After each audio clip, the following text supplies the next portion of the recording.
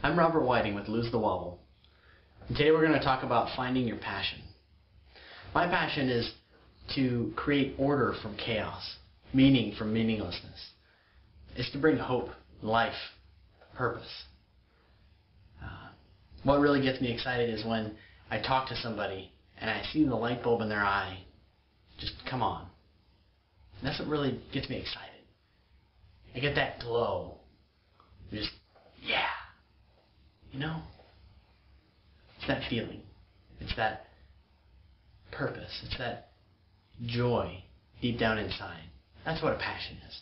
It's that peace, the accomplishment, the meaning. There's a few ways to find it. Two that I'm going to talk about today. And the first one is looking at what your dreams were when you were a kid. What you wanted to be when you grew up. And why. The second thing is looking at patterns of fulfillment. Those little things where you had that I did it. That feeling of I won or I helped somebody.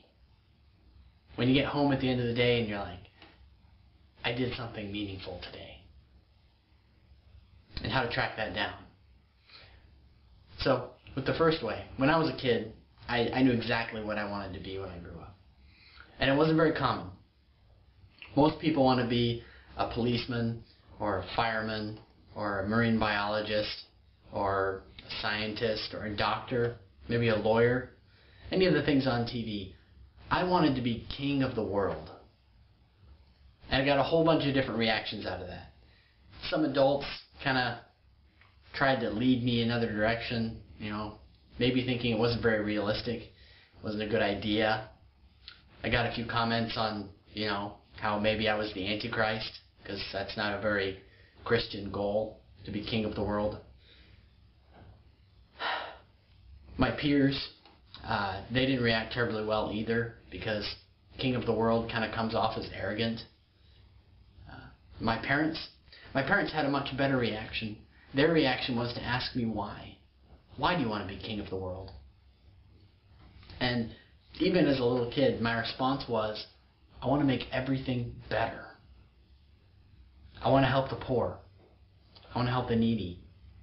I want to fix the transportation. I want to make politics better. I want to, spread freedom and understanding and knowledge, education. I want to spread hope. And there's only one person that can do that. It's only one person who has control over the whole world, and that would be king of the world. You can't do that from a Senate seat. You can't do that even as president, not even of the biggest country in the world. Not enough power, not enough influence. At least that's what I thought as a kid. And so I take that desire to be king for the purpose of helping people. And you look at that common thread. And I tried to take that thread and follow it through to those patterns that I find in my life. Those patterns of contentment and fulfillment. And through those experiences, I see this same pattern going through them all.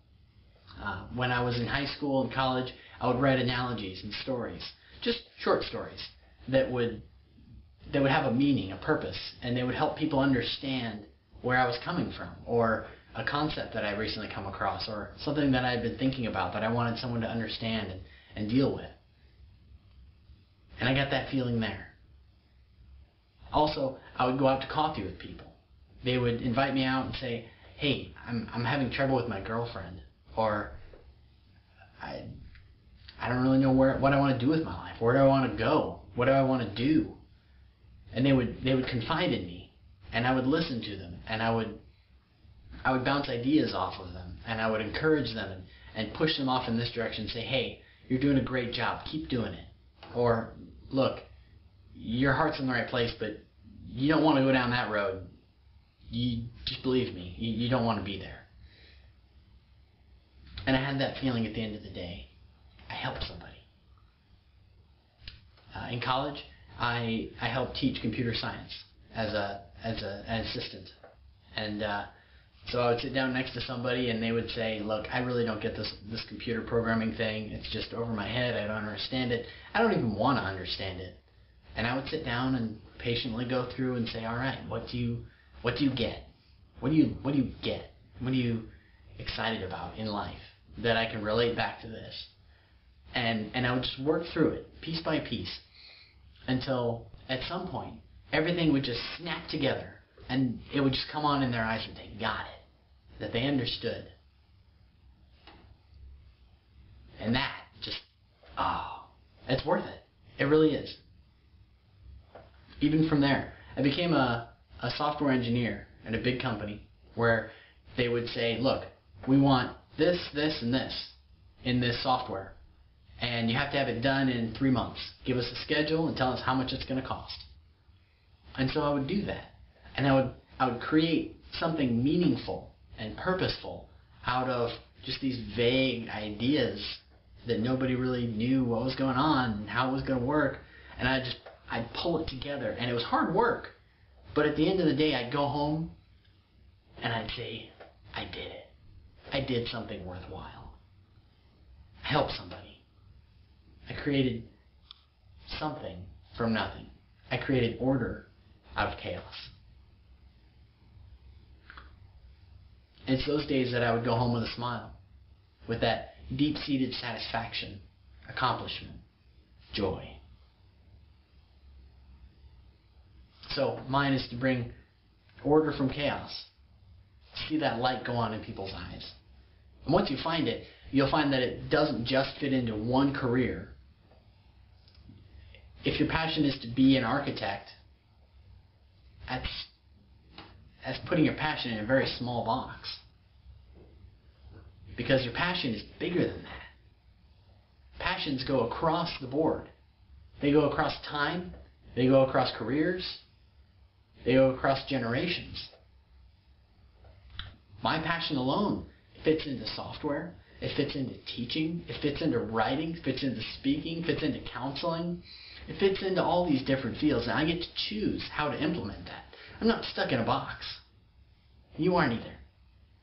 Once you find your passion,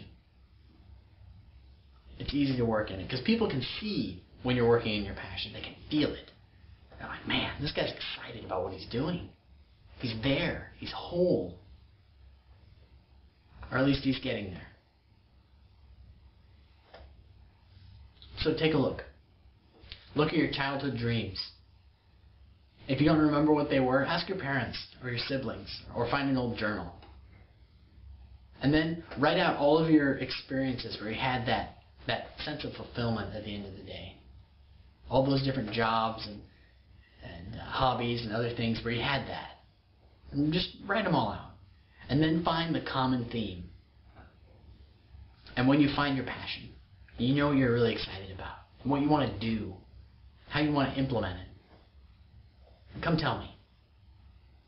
Because if I can help just one person have that light go on in their eyes, man, I'm excited. And I'll start to glow.